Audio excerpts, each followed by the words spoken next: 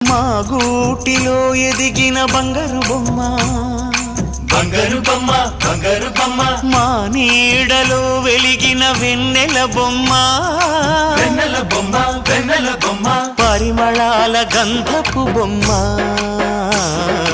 సున్నితాల గాజు బొమ్మ, పుట్టి నింట లేత బొమ్మ, మెట్టి నింట సీత బొమ్మ. ఈ బొమ్మని అత్తింటికి పంపించే ఆనందంలో మాటరాని బొమ్మలమయ్యాము, మాటరాని బొమ్మలమయ్యాము.